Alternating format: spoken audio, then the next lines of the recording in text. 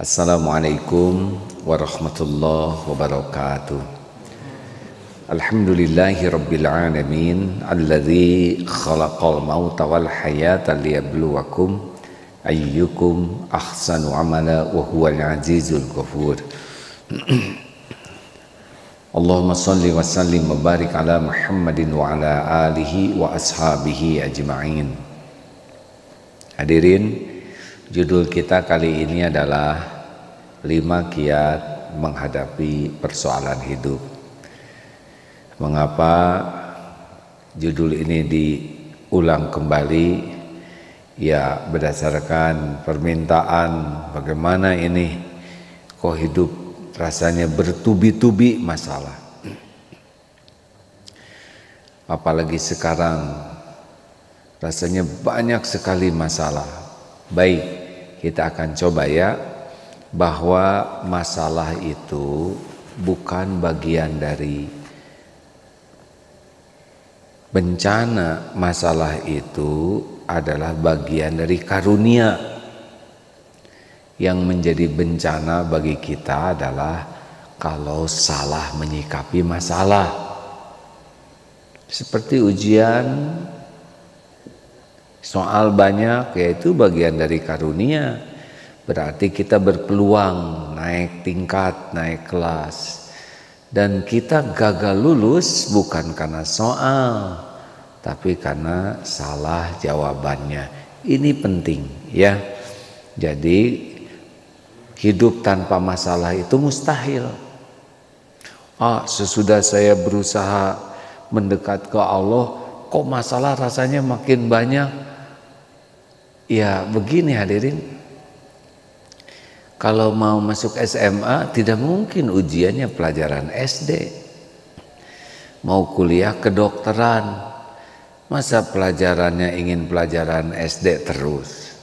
Kita harus siap menerima kenyataan ujian-ujiannya itu adalah ujian yang sulit untuk pelajar SD, tetapi sudah diukur untuk mahasiswa kedokteran. Misal begitu. Jadi Allah Subhanahu wa ta'ala yang maha adil tidak akan menguji kita dengan sesuatu yang tidak sesuai kemampuan kita. Karena Allah maha tahu siapa diri kita yang sesungguhnya. Keilmuan, kapasitas diri kita, intelektual kita, kadar keimanan, finansial, kemudian wawasan, pengalaman, daya tahan tubuh.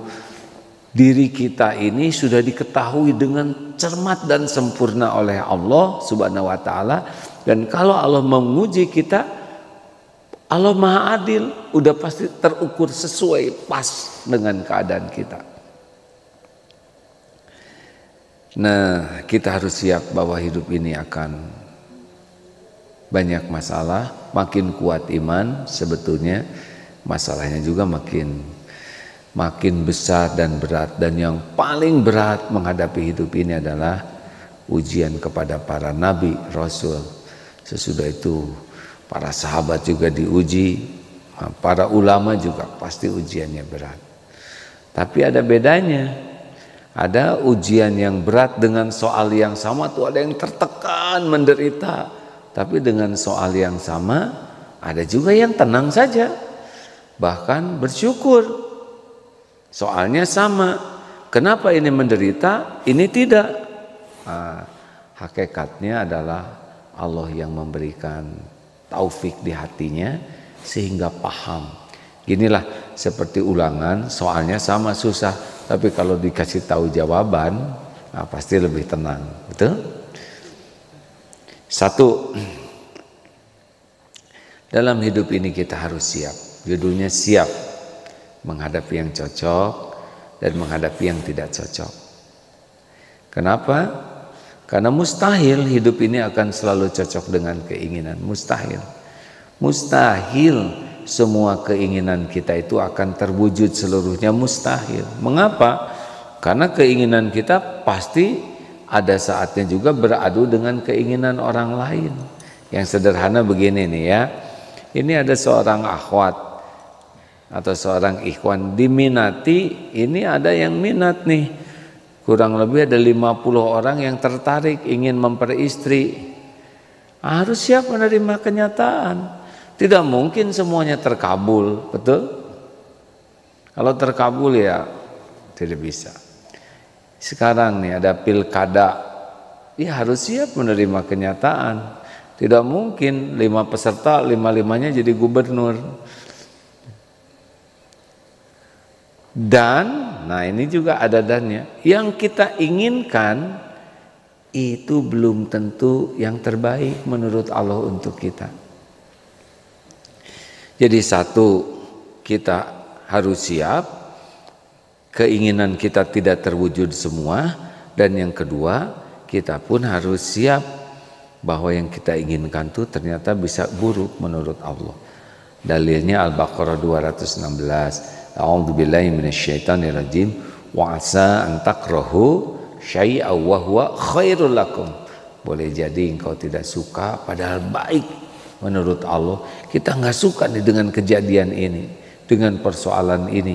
Tapi itu padahal Allah merancangnya baik untuk kita. Wa asa an tuhibbu syai'an wa huwa syarrul lakum. Dan sebaliknya, boleh jadi kita suka sekali pada sesuatu padahal itu buruk bagi kita.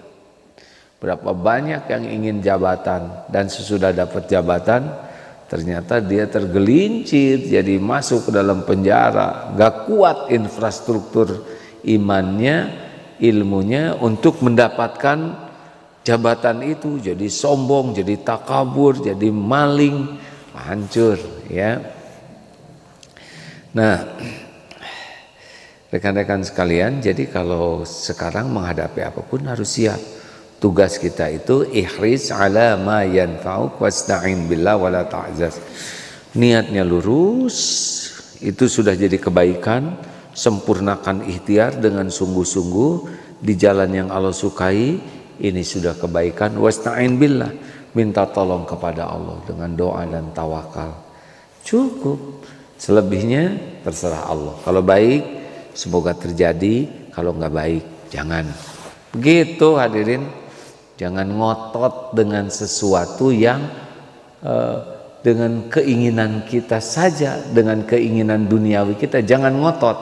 Ngotot itu punya niat yang lurus, itu ngotot meluruskan niat. Ngotot itu menyempurnakan ikhtiar di jalan yang Allah suka, itu harus ngotot kita. Dan ngotot itu memasrahkan diri kita kepada Allah. Selebihnya nanti Allah atur. Kalau terjadian yang gak cocok dengan keinginan, nanti Allah akan menghibur hati kita, dibuka hati kita, jadi nggak kecewa. Ada yang mau menikah udah siap undangan, tiba-tiba batal. Ada yang membentur-benturkan tembok, tapi ada juga yang batal tuh sujud syukur. Kejadiannya sama, tapi kenapa? Ada yang stres, ada yang sujud syukur, tergantung. Allah buka tidak hatinya. Kalau Allah buka hati, yahdi qalbah namanya, ya. Allah berikan petunjuk di hati, enggak berat. Berat ringannya sebuah kejadian itu tergantung paham atau tidak hikmah yang ada dalam kejadian itu. 2. Kalau sudah terjadi harus ridho. Ulangi, kalau sudah terjadi harus ridho. Jadi faman rodiya falahu ridho. Barang siapa yang ridho kepada episode yang Allah takdirkan, maka Allah pun ridho. Nah di sini sebetulnya titik derita itu adalah tidak mau, bukan tidak mampu ya, tidak mau menerima kenyataan. Jadi hadirin sekalian, kalau sudah terjadi, kata-kata yang boleh kita lakukan, katakan itu adalah innalillah wa inna ilaihi raji'un. Alladzina idza asabathum musibah qalu innalillah wa inna ilaihi rajiun. Sesungguhnya kami semua milik Allah. Wa inna ilaihi rajiun, dan kami kembali kepadanya. Kata-kata lain yang boleh dikatakan kalau terjadi sesuatu adalah qadarullahi wa ma syaa fa'al. Ini sudah takdir Allah. Episode ini sekarang ini takdir Allah nih, ya. Dan Allah melakukan berbuat apa yang Dia kehendaki. Fala taqul law anni fa'altu kana kadza wa kadza. Jangan mengatakan, duh kalau saya nggak begini, kalau saya nggak pergi, nggak akan hilang nih motor. Nggak boleh ngomong gitu. Sudah terima dulu takdir. Ini qadarullah, takdirnya begini, pasti ada hikmahnya, pasti ada kebaikan. Nah, beratnya itu adalah tidak nerima takdir. Saya tidak terima, saya tidak terima. Nah, ini maksud ini tuh macam-macam ya. Harusnya takdirnya diterima, tetapi udah itu diusut, nah itu boleh ya. Misal dompet atau motor hilang, terima dulu ini takdir, memang sudah begitu adanya. Sambil lapor, sambil usut bagaimana supaya ketemu ya, itu beda lagi. Tapi episodenya terima dulu. Ada yang kena COVID, terima dulu. Nggak bisa nggak diterima karena sudah terjadi. Seperti genteng jatuh kena jidat, tidak bisa mengatakan saya tidak terima.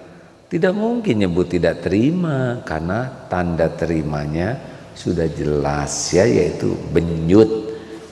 Begitu, terima, sudah terjadi, dia udah terima, udah benjut, tinggal bagaimana benjut ini hilang dan tidak ada benjut-benjut yang lain. Enggak nerima benjut ini tidak menyelesaikan masalah karena udah benjut. Halo, bagaimana? Misal sepeda nggak ada, hilang, nggak diterima juga, udah nggak ada itu sepeda. Terima dulu, hari ini memang sepeda nggak ada. Sudah ini saya akan lacak cari, gitu hadirin. Nah, tapi di sini titik krusialnya, derita itu orang tidak menerima kenyataan. Ini tekanan terbesar yang membuat kita menderita. Terima kenyataan sambil perbaiki kenyataan. Terima dulu kalau nasi jadi bubur, terima sambil bagaimana ikhtiar bubur ini supaya jadi bubur ayam spesial. 3, jangan mempersulit diri. Jadi biasanya kalau kita ada masalah tuh yang tidak terkendali itu adalah pikiran kita. Waduh, ini sana sini, akibatnya kita itu menderita bukan oleh kejadiannya, tapi dari tidak terkendalinya pikiran kita. Terus mikir. Masih mending kalau pikiran ini bisa kembali ke Allah, tapi menjadi masalah itu kalau tidak kembali ke Allah. Waduh, segala dipikir sana sini. Wah, kadang lebih berat, tertekan. Padahal ada Allah nih yang menguasai masalah kita, nggak nyambung ke Allah. Yang disebut mendramatisir masalah itu adalah pikiran-pikiran yang liar, yang tidak terkendali, yang kemana saja dan tidak nyambung kepada solusinya, yaitu Allah Subhanahu wa Ta'ala. Maka suka disebut orang yang stres itu adalah kebanyakan mikir, kurang zikir. Harusnya bagaimana? Bagaimana Egi harusnya? Tiap mikir jadi zikir. Pasti terkendali. Kenapa? Fadhkuruni adzkurkum. Maka ingatlah padaku, itu firman Allah, aku ingat padamu. Pas kita mikir, ingat ke Allah. Allah yang maha tahu pikiran kita nanti menurunkan tenang di sini. Allah juga yang menggenggam pikiran kita, nanti dituntun pikiran kita tuh jadi terkendali. Tapi kalau kita mikir apapun dipikir, dan Allah yang maha mengetahui pikiran kita tahu, kita nggak minta tolong kepadanya, ya capek lah. Dan yang paling meletihkan itu adalah tidak terkendalinya pikiran, perasaan kita. Ini letih sekali hadirin. Letih dan merusak. Merusak diri, merusak orang lain juga. Jadi jangan mempersulit diri. Kalau bahasa Inggrisnya make it easy man. Betul ya men? Bagaimana Samen? Setuju? Apakah semua dibuat mudah? Oh bukan begitu, maksudnya proporsional. Jangan juga nganggap enteng yang urusan berat, dan jangan juga membuat dramatis urusan sederhana. Proporsional. Maksud dari ucapan mengendalikan ini jangan mempersulit diri, itu artinya tetap proporsional, adil. Nah, untuk mendapatkan cara berpikir proporsional harus nyangkut ke Allah. Tiap pikir, aduh ini gimana? Set ke Allah. Nah, lambatnya ingat kepada pertolongan Allah, itulah yang membuat otak kita menjadi lelah sekali, tidak terkendali. Dan ini kita-kita aja ya, sudah banyak pikiran kita yang berat, tetapi sesudah dijalani ternyata tidak seberat yang kita pikirkan. Show must go on. Apa artinya? Dilarang ya, dilarang parkir ya. Artinya hidup ini akan mengalir. Ya, saya umur 59 nih, Januari besok. Sudah banyak menghadapi, mungkin sebagian juga para pendengar sudah tahu ya, para pemirsa, sebagian kecil. Wow, tapi sesudah dijalanin, ya dengan catatan menjalaninya sekuat tenaga bersandar ke Allah ya. Nanti Allah berikan ketenangan, Allah berikan pikiran yang lebih jernih. Jadi titik krusialnya adalah tidak kembali ke Allah. Nah, salah satu di antara teknik berpikir kalau lagi ada masalah, masalah berat, boleh juga kita bayangkan, tafakuri orang-orang yang masalahnya lebih berat dari kita. Kan kadang-kadang masalah kita tuh dianggap berat sekali, padahal kita udah pernah menjalaninya juga masalah, tapi selesai. Atau kita bayangkan, aduh masalah saya berat. Bayangkan saja yang lebih berat dari kita, ya kan? Ndud, berbaring, aden, ya teman-teman kita tuh teh isoh, gak bisa kemana-mana berpuluh tahun. Banyak sekali orang-orang yang di Palestina, di Uighur, yang jauh-jauh berlipat-lipat penderitaannya daripada kita.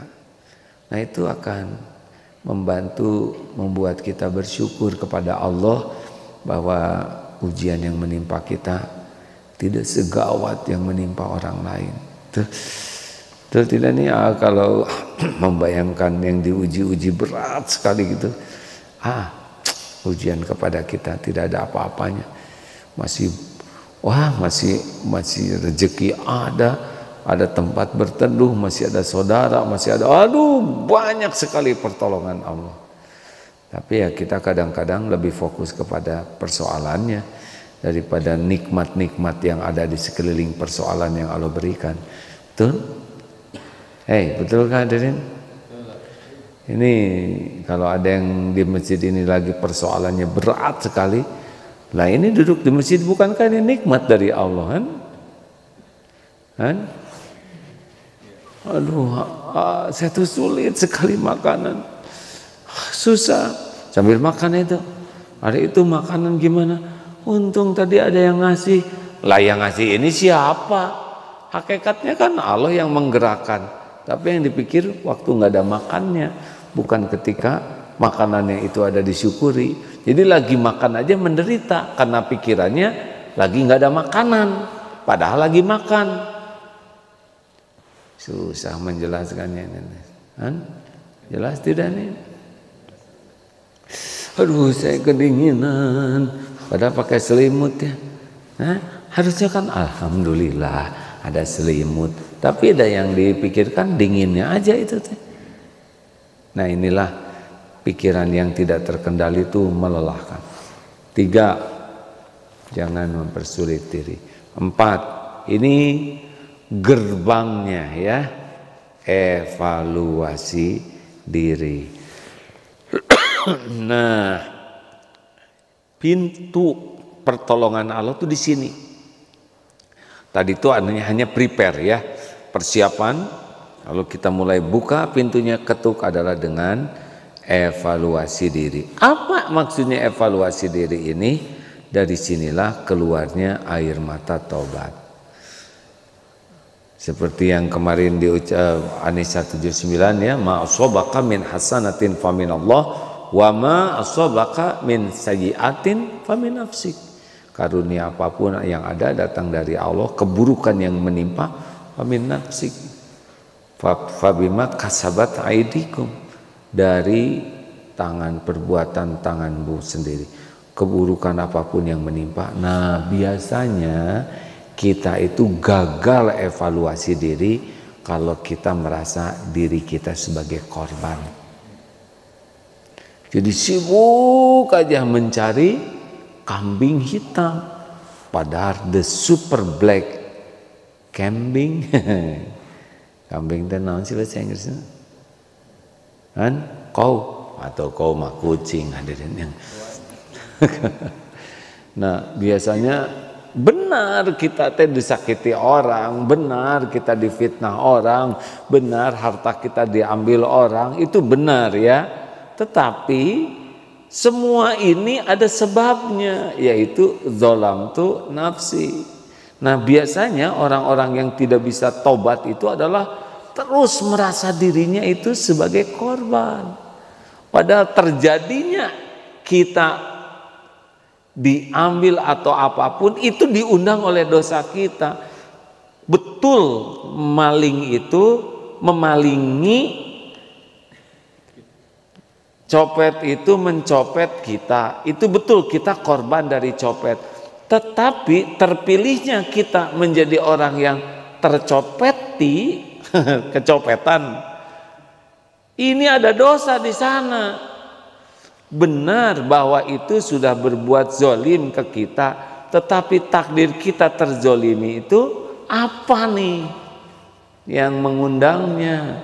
Mungkin kita jarang sedekah, mungkin kita tidak mau bayar zakat, mungkin ada hak orang lain yang tertahan, mungkin waktu belanja darmaji, dahar 5 di aku hiji yang ngambil barang banyak.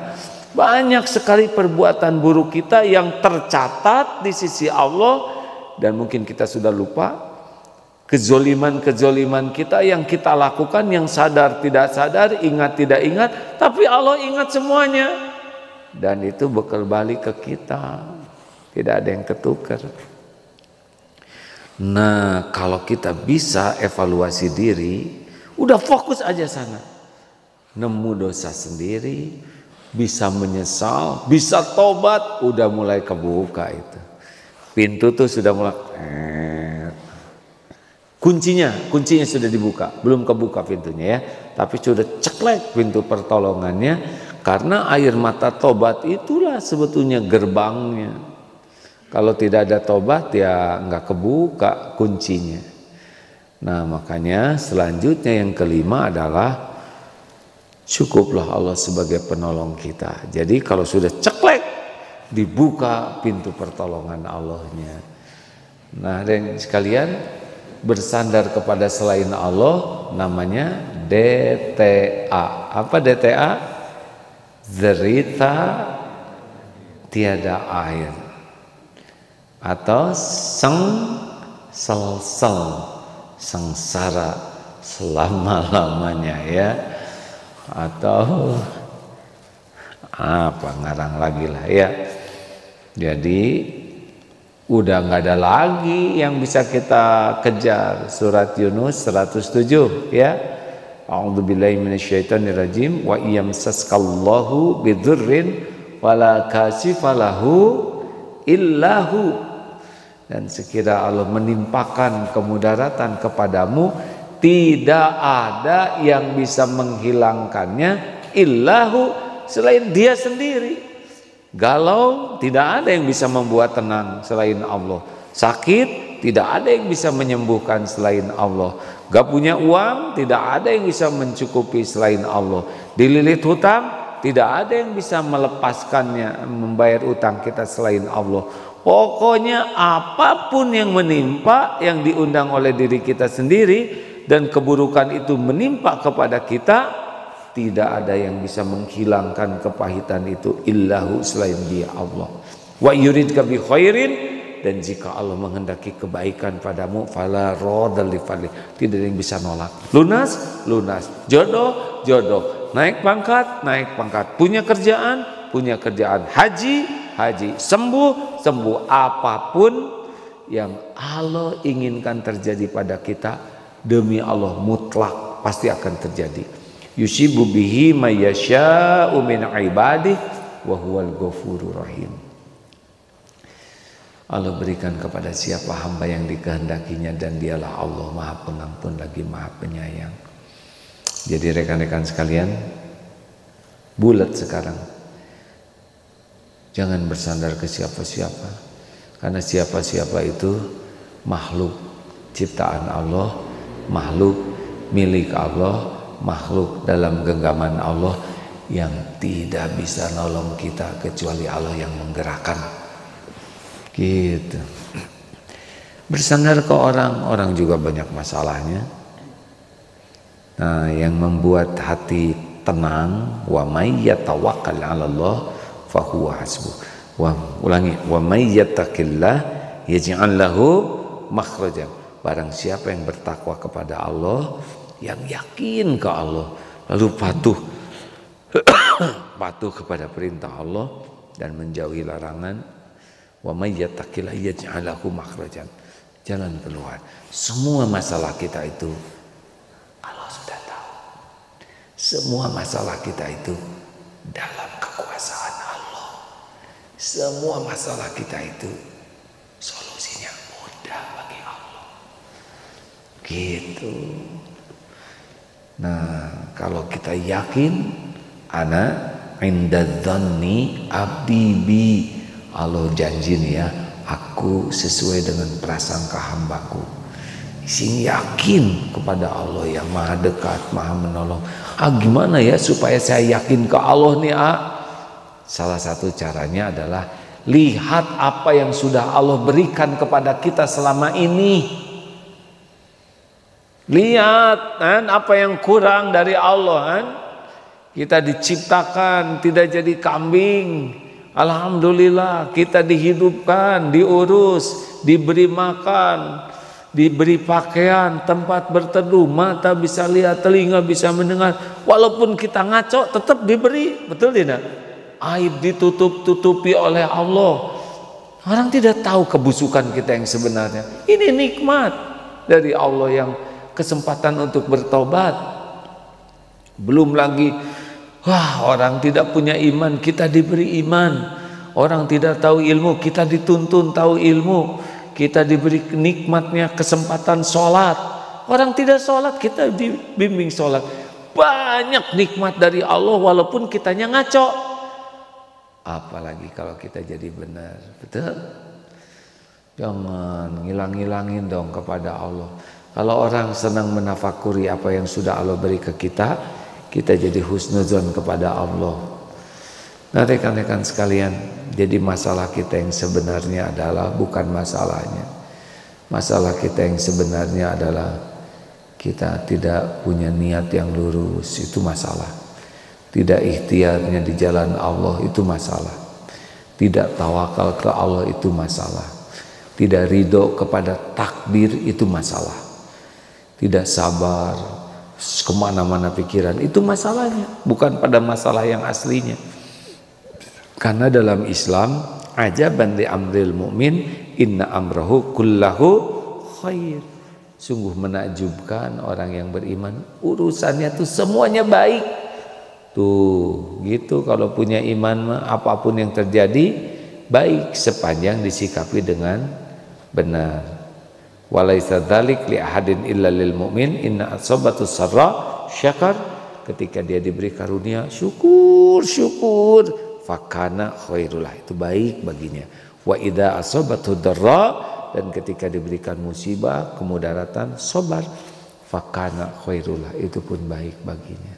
sing sabar semuanya ya, dan sing syukur. Sakit gigi sabar atau syukur, Mas?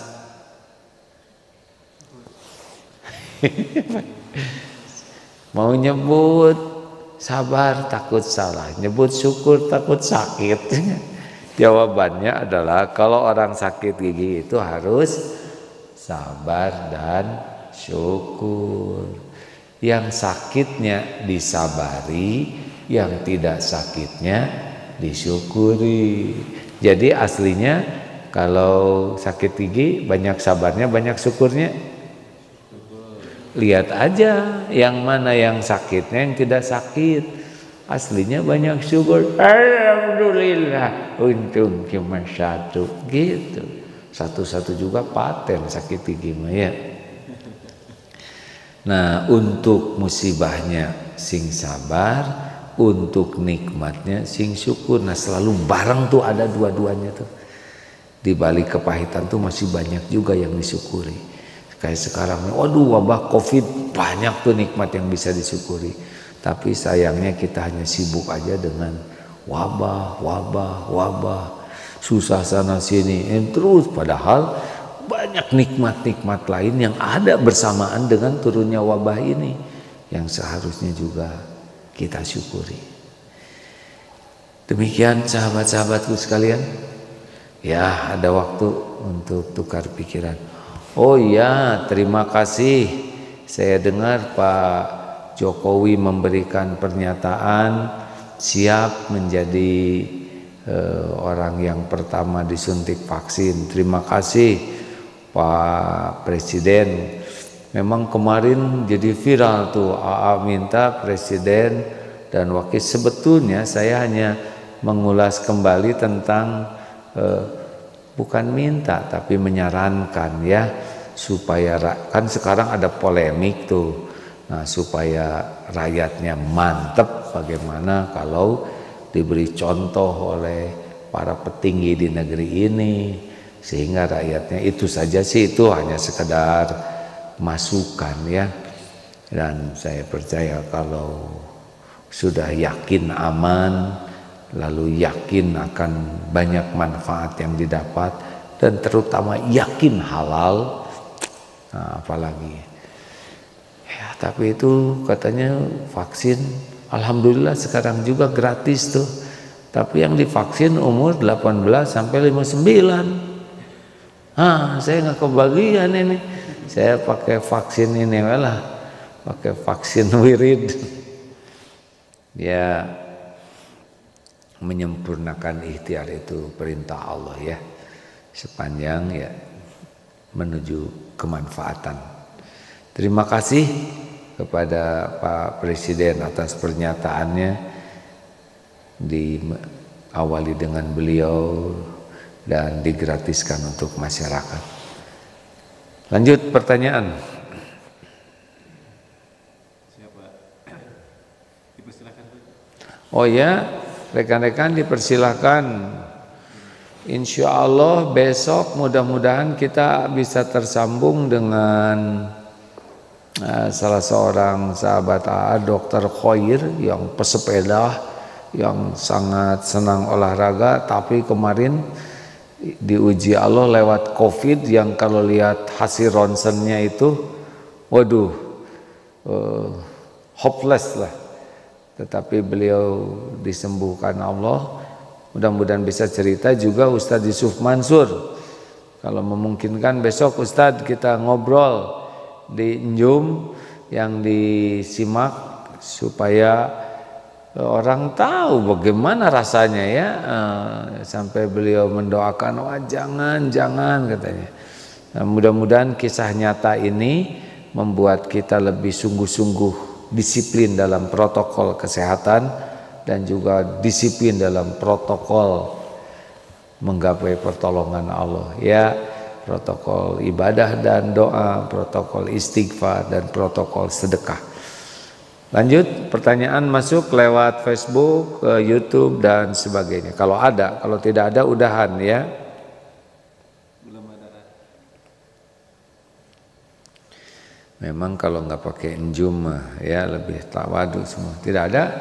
Kalau tidak, it's time to say goodbye atau nanti sore jam 4 kajian Al-Hikam dilaksanakan insya Allah di Masjid Darut Tauhid Bandung, Geger Kalong, dan malam hari ba'da Isya kajian Asmaul Husna di Masjid Eko Pesantren ini.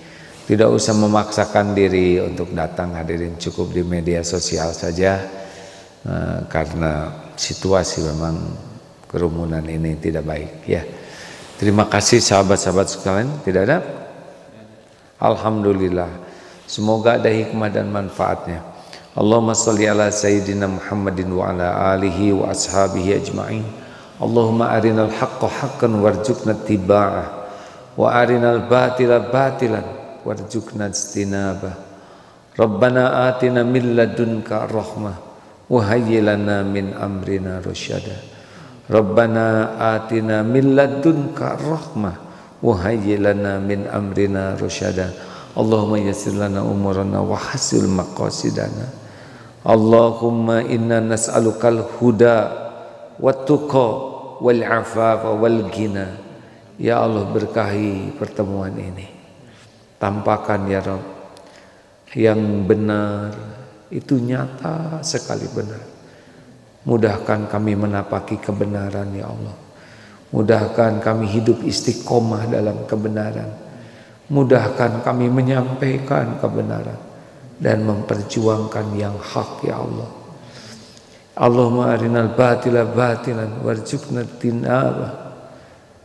Ya Allah, tampakkan yang batil, yang buruk itu nyata sekali keburukannya, dan berikan kesanggupan bagi kami menjauhi keburukan, menjauhi hal-hal yang tiada Engkau ridhoi, dan berikan kemampuan bagi kami ya Allah untuk menyingkirkan kebatilan-kebatilan hanya dengan pertolongan-Mu. Ya Allah, bukakan hati kami agar menjadi hati yang yakin padamu. Allahumma inna nas'aluka imanan kamilan wa yaqinan sadiqan wa qalban khashian. Ya Rabb, tolonglah umat-Mu ini ya Allah. Tolonglah bangsa kami ini. Karuniakan para pemimpin yang benar-benar jujur, yang amanah, yang adil ya Allah, yang betul-betul istiqomah membela kebenaran, yang istiqomah menegakkan keadilan. Kami berlindung kepadamu ya Rabb dari siapapun yang berbuat tidak benar dan tidak adil. Tolonglah saudara-saudara kami yang sakit ya Syafi. Berikan kesembuhan, la syifaan illa syifa'u, syifaan la yughadiru saqama. Ya Allah, berikan kelapangan rezeki, kelapangan urusan bagi yang dihimpit masalah, dihimpit kekurangan. Bayarkan yang sedang dililit hutang ya Allah. Maha mudah bagimu membayarkan hutang siapapun. Ya Allah, berikan jalan keluar yang penuh berkah bagi yang hidupnya dililit masalah. Ya Allah, lindungi yang terancam, yang teraniaya. Engkau menyaksikan segalanya. Allahumma a'izal Islam wal muslimin. Allahumma ansur mujahidin fi kulli makan. Rabbana atina fid dunya hasanah wa fil akhirati hasanah wa qina adzabannar. Subhana rabbika rabbil izzati amma yasifun wa salamun alal mursalin. Alhamdulillah hadirin sekalian. Sing sabar, jangan banyak berkeluh kesah. Jangan pamer penderitaan ke orang lain. Jangan bersandar kepada siapapun selain Allah. Subhanakallahumma bihamdik asyhadu alla ilaha illa anta astaghfiruka wa atubu ilaik. Assalamualaikum warahmatullahi wabarakatuh.